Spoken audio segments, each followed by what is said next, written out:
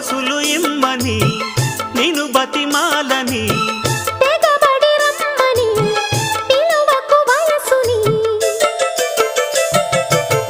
సొగసులు ఇమ్మని నిను బతిమాలని తెగబడి రమ్మని పిలువకు వయసుని అదిరిపడే పెదవులలో అనుమతినే చదవని బిడియపడే మనసు కదా అడుగకు పై కొనమని బెదురు ఎంతసేపని